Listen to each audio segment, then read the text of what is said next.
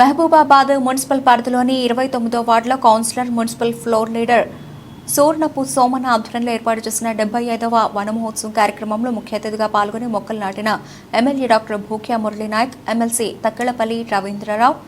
ఈ సందర్భంగా MLA doctor Murali Naik మాట్లాడుతూ, ముఖ్యమంత్రి రేవంత్ రెడ్డి ప్రారంభించిన వన మహోత్సవం కార్యక్రమం మహబూబాబాద్ నియోజకవర్గ వ్యాప్తంగా విజయవంతం చేద్దామని, మొక్కలు నాటడమే కాక వాటిని పూర్తిగా పరిరక్షించే బాధ్యత ప్రతి ఒక్కరిది అని, మానవాళి మనుగడకు మొక్కలు చాలా అవసరం అని మొదటిసారి నియోజకవర్గ పరిధిలో ప్రారంభించిన కౌన్సిలర్ సూర్ణపు సోమయ్యకు అభినందనలు తెలియజేశారు.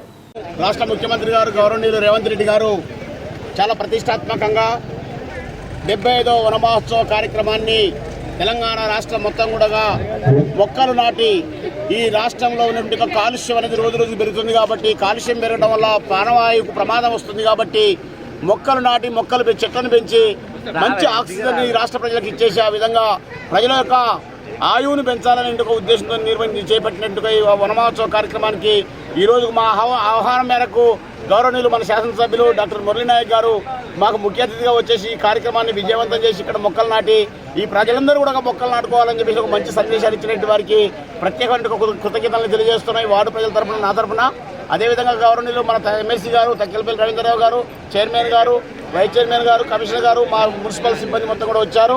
సహకరించిన వివిధ రాజకీయ పక్షాల పెద్దలకు, ఈ వార్డు ప్రజలందరికీ కూడా పేరు పేరునందరికీ ప్రత్యేక కృతజ్ఞతలు తెలియజేస్తూ, మనం ప్రతి ఇంటికి మొక్క పెట్టుకోవాలి. మనకు రోజు రోజుకు అడవి తగ్గిపోతుంది కాబట్టి ప్రతి ఇంటికి మొక్క పెట్టుకొని చెట్లను పెంచుకున్నట్టయితుంటే ఆ చెట్లు మనకు ఒక మంచి ఆక్సిజన్ ఇస్తాయి. దాని ద్వారా ఆరోగ్య సమస్యలు అనేవి రాకపోతే మనం వైద్య ఖర్చులు కూడా తగ్గేందుకు ప్రమాదం ఉంటుంది, అవకాశం ఉంటుంది. కాబట్టి ఆ రకంగా ప్రతి ఇంటికి మొక్కలు నాటుకొని మనం వనాన్ని పెంచాల్సిందిగా అందరికీ కూడా విజ్ఞప్తి చేస్తూ ధన్యవాదాలు.